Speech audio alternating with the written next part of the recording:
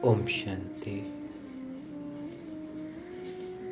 तो आज हम एक बहुत इम्पोर्टेंट अव्यक्त मुरली डिस्कस करने जा रहे हैं। मुरली का डेट है 4 मार्च 1972 और शीर्षक है अधिकारी बनने के लिए अधीनता को छोड़ो। हम जानते हैं इस ज्ञान मार्ग में लंबे समय चलने के बाद कई ब्राह्मण आत्माएं थक जाते हैं। जो उमंग, उत्साह, जो उल्लास फील होना चाहिए, महसूस होना चाहिए, वो भी खत्म हो जाता है। चलते चलते पुरुषार्थ में थकावट आ जाता है। तो कोई आत्माएं कहते हैं विघ्न तो नहीं है, सब कुछ ठीक चल रहा है, लेकिन उस लगन नहीं रहती है, कोई विशेष उल्लास नहीं है। तो इसी के ऊपर आज बाबा ने जैसे हम सबको पुनः वैसे एनर्जाइज कराने के लिए एक बूस्टर डोज के जैसे इस मुरली को चलाई है, जिसमें बाबा हमारा सेंस ऑफ रिस्पॉन्सिबिलिटी के बारे में भी बताए हैं और कैसे माया हमको उस निराशता, उस साधारणता में नहीं ले आती है, आलस्य अलबेलेपन में ले आती है, वो भी बताए हैं। और हमारी विशेष आत्मा की जो स्मृति है, कैसे हम अधिकारी आत्माएं हैं और कैसे हम पुराने अधीनता का बस हो गए, कौन से अधीनता का बस, और पुनः कैसे उससे विजय पाएंगे, उसके ऊपर भी बताए है। तो बहुत बड़ा मुरली है, इसे हम 2 पार्ट में देखेंगे। तो बाबा मुरली के शुरुआत में कहे कि बाबा आज भविष्य में विशेषता दिखलाने वाले विशेष आत्माओं के लिए आए हैं। तो हम स्वयं को ऐसे विशेषता वाले समझते हैं? बाबा पूछ रहे हैं। तो बाबा कह रहे ऐसे कौन सा कार्य करोगे जो अभी तक कोई नहीं किया है? तो विशेष क्या नवीनता दिखाएंगे? फिर बाबा ने कह रहे कि क्या नवीनता दिखाना है, क्या विशेषता दिखाना है कि कोई भी विघ्न में व कोई भी कार्य में मेहनत न लेकर और ही अन्य आत्माओं को भी निर्विघ्न और हर कार्य में मददगार बनाते सहज ही सफलता मूर्त बनेंगे और बनाएंगे। मतलब कोई भी प्रकार के विघ्न आए, हम दूसरे किसी से सेवा लेने के बजाय हम स्वयं निर्विघ्न रहकर दूसरे को मदद करेंगे, स्वयं सफलता पाएंगे और दूसरों को भी सफलता दिलाएंगे। अर्थात सदा सहज योग, सदा बाप के स्नेही, बाप के कार्य में सहयोगी, सदा सर्व शक्तियों को धारण करते हुए श्रृंगार मूर्त, शस्त्रधारी, शक्तिवन अपने चित्र से, चलन से बाप के चरित्र और कर्तव्य को प्रत्यक्ष करना है। इतना इंपॉर्टेंट बात है कि हमारे चरित्र और चलन से बाप को प्रत्यक्ष करना है। कैसे? कि बाप के सारे शक्तियों को धारण कर श्रृंगार मूर्त और शस्त्रधारी बन करके। तो इसलिए बाबा कहे कि सदैव यह स्मृति रखो कि हम दुख हरता सुख करता के बच्चे हैं। किसी के भी दुख को हल्का करने वाली स्वयं कभी भी 1 सेकेंड के लिए संकल्प व स्वप्न में भी दुख के लहर में नहीं आ सकते हैं। तो कितना इंपॉर्टेंट नशे की पॉइंट है। हम दूसरे के दुख हर करके सुख प्रदान करने वाले हैं, तो हम कैसे दुख में आ सकते हैं? इसलिए बाबा कहे तुम सुख सागर के बच्चे हो तो दुख की लहर तो नहीं आ सकते। अगर दुख की लहर आती है तो अर्थात कहां ना कहां माया धोखा देता है। तो ऐसी प्रतिज्ञा करनी है।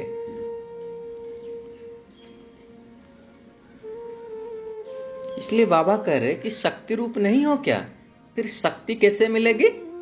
उसके लिए बाबा कह रहे अगर सदा बुद्धि का संबंध एक बाप से लगा हुआ हो तो संबंध से सर्व शक्तियों का वर्षा अधिकार के रूप में अवश्य प्राप्त है, लेकिन अधिकारी समझकर हर कर्म करते रहे तो कहने व संकल्प में मांगने की इच्छा नहीं रहेगी।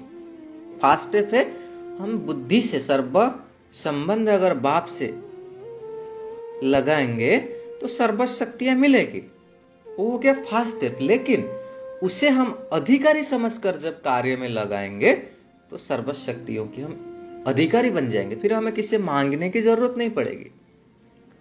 अधिकार प्राप्त होने के कारण कहां न कहां किसी भी प्रकार की अधीनता है। अगर अधिकार प्राप्त नहीं है तो कहां न कहां किसी भी प्रकार की अधीनता है, और अधीनता होने के कारण फिर अधिकार प्राप्त नहीं होता है। तो 3 प्रकार की बाबा अधीनता के बारे में कहे हैं। तो पहला है अपने देहभान की अधीनता, दूसरा है चाहे पुराने संस्कार की अधीनता, और तीसरा है चाहे कोई भी गुणों की धारणा की कमी के कारण निर्बलता व कमजोरी के अधीनता। इस अधीनता के कारण हम अधिकार का अनुभव नहीं करते हैं। तो हम चेक करेंगे कि मेरे अंदर कौन सी प्रकार की अधीनता है।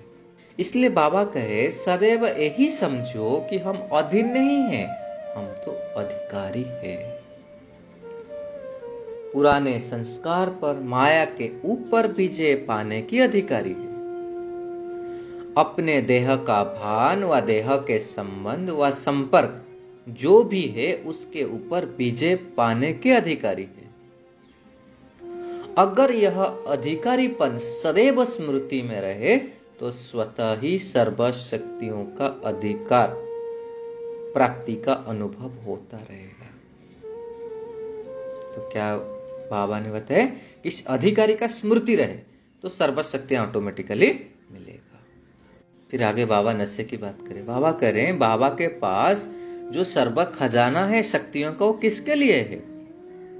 जो जिन्हों की चीज है वह प्राप्त ना करे, यह कैसे हो सकता है? इसीलिए सदैव यही नशे में रहो कि सर्व शक्तियां तो हमारा जन्म सिद्ध अधिकार है। तो बाबा कह रहे ये नशा रहे, तो कैसे माइंड का बाबा प्रोग्रामिंग कर रहे कि ये सर्व शक्तियां मेरा जन्म सिद्ध अधिकार है। इसी नशे में हम रहेंगे, इसे बार बार अपने अंदर स्मृति में लाएंगे तो सचमुच स्मृति से समर्थी बनी जाएंगे। इसलिए बाबा कहे अधिकारी बनकर के चलो, सदैव बुद्धि में श्रेष्ठ संकल्प रहना चाहिए। अगर संकल्प श्रेष्ठ है तो वचन और कर्म में नहीं आ सकते हैं। इसीलिए संकल्प को श्रेष्ठ बनाओ और सदैव सर्वशक्तिमान बाप के साथ बुद्धि का संग हो। सदैव यही समझो कि सोचना व बोलना व करना तो कमाल का करना है, कमन नहीं।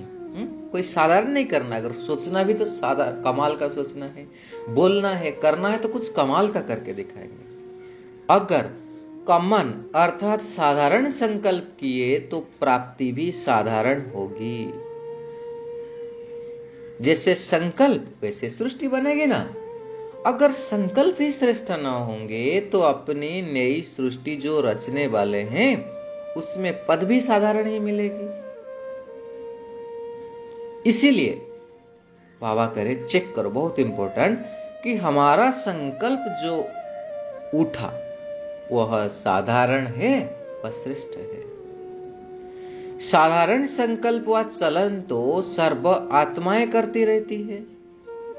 अगर सर्वशक्तिमान की संतान होने के बाद भी साधारण संकल्प व कर्म हुए तो इसमें श्रेष्ठता और विशेषता क्या हुई? इसलिए बाबा कह रहे मैं विशेष आत्मा हूं, इसी कारण हमारा सभी कुछ विशेष होना चाहिए। अपने परिवर्तन से आत्माओं को अपनी तरफ व अपने बाप के तरफ आकर्षित कर सको, अपने देह की तरफ नहीं। इसलिए बाबा कह रहे हैं कि अपने परिवर्तन से सृष्टि का परिवर्तन होगा। और बहुत इंपॉर्टेंट लाइन बाबा के, सृष्टि का परिवर्तन भी श्रेष्ठ आत्माओं के परिवर्तन के लिए रुका हुआ है। कितनी जिम्मेवारी वाली बात बाबा कही थी। इसलिए बाबा कहे तो परिवर्तन लाना ही है। साधारण जीवन अच्छी लगती है क्या? यह स्मृति, वृत्ति और दृष्टि अलौकिक हो जाती है तो इस लोक का कोई भी व्यक्ति व कोई भी वस्तु आकर्षित नहीं कर सकती। अगर आकर्षित करती है तो समझना चाहिए कि स्मृति में व वृत्ति में व दृष्टि में अलौकिकता की कमी है। चेक करेंगे, अगर कहाँ आकर्षित होती है तो कहाँ ना कहाँ अलौकिकता की कमी है। और इसलिए बाबा कहते हैं इसे सेकंड में परिवर्तन लाओ। इसलिए बाबा कहते इसमें सोचने का नहीं है। सोचने में जितना समय लगता है, करने में इतना समय न लगे, ऐसी हिम्मत है? बाबा पूछ रहे। इसलिए बाबा कहे सदा हिम्मत और उल्लास रहे। हिम्मत से सदा हर्षित रहेंगे और उल्लास से क्या होगा कि आलस्य को हम खत्म कर सकते हैं। आलस्य भी तो विशेष विकार है ना। जो पुरुषार्थ के मार्ग पर चल पड़े हैं उन्हों के सामने वर्तमान समय माया का भार इस आलस्य के भिन्न भिन्न तरीके से आता है। तो बहुत इंपॉर्टेंट पॉइंट बाबा कह रहे, इस आलस्य को खत्म करने के लिए सदा उल्लास में रहो। फिर बाबा कह रहे हैं कि जैसे कमाई करने का समय जब किसी को होता है ना तो कितना उल्लास में रहता है, तो उसका सारे आलस्य खत्म हो जाता है। अब भी कोई कार्य के प्रति अपना उल्लास नहीं होता है तो फिर आलस्य आ जाता है जरूर। इसीलिए कभी भी उल्लास को खत्म नहीं होने देना, जो कि आलस्य की बस हो जाओ और श्रेष्ठ कर्म करने से वंचित हो जाओ। फिर बाबा आलस्य किस प्रकार के करते हो बताते हैं। बाबा कह रहे हैं बच्चे क्या कहते हैं, सोचेंगे, यह कार्य करेंगे, कर ही लेंगे, तो यह आलस्य की निशानी है। करेंगे, कर ही लेंगे, हो ही जाएगा, लेकिन नहीं, करने लग पड़ना है। इसलिए बाबा कहते हैं ना, प्रोक्रास्टिनेशन मत करो, एकदम एक्शन मोड में आ जाओ, करना ही है, करने लग पड़ो। इसलिए बाबा कहे कि जो नॉलेज व धारणाएं मिली है ना, वो बुद्धि में धारण तो की है, लेकिन प्रैक्टिकल में जो विघ्न रूप बनता है वह है स्वयं का आलस्य। अच्छा कल से कर लेंगे, फलाना करेंगे तो हम ही करेंगे, आज सोचते हैं कल करेंगे, यह कार्य पूरा करके फिर करेंगे, ऐसे ऐसे संकल्प ही आलस्य का रूप है। तो बाबा कितना डीपली समझा रहे हैं कि आलस्य का रूप क्या है। जो करना है वो अभी करना है, जितना करना है वो अभी करना है। बाकी करेंगे, सोचेंगे, इन अक्षरों के पिछाड़ी में ग आता है ना, तो यह शब्द है बचपन की निशानी। तो बाबा ने इंपोर्टेंट कहे कि छोटा बच्चा क्या करता है, ग करता है ना, तो ये आलस्य अलवेलेपन की निशानी है। इसीलिए कभी भी आलस्य का रूप अपने पास आने नहीं देना और सदा अपने को उल्लास में रखना, क्योंकि निमित्त आत्मा बने हुए हो ना। अभी बाबा हम सब निमित्त आत्मा के लिए बहुत इंपॉर्टेंट पॉइंट कर रहे हैं। निमित्त बने हुए सदैव पुरुषार्थ के उल्लास में रहते होते तो उन्हें देख और भी उल्लास में रहते हैं। अगर चलते चलते पुरुषार्थ में थकावट आना व चलते चलते पुरुषार्थ साधारण रफ्तार में हो जाए, यह किसकी निशानी है? विघ्न न हो लेकिन लगन भी श्रेष्ठ न हो तो उसको भी तो आलस्य कहेंगे ना। बहुत इंपॉर्टेंट। हम कहते ना हमारे जीवन में कोई विघ्न नहीं है, सब स्मूथ चल रहा है, लेकिन कोई लगन नहीं है, तो यह भी आलस्य की निशानी है। कोई ऐसे अनुभव करते हैं कि विघ्न भी नहीं है, ठीक तो चल रहे हैं, लेकिन लगन भी तो नहीं है, अर्थात उल्लास व विशेष कोई उमंग नहीं है, तो यह भी निशानी आलस्य की है। तो कितने इंपॉर्टेंट बात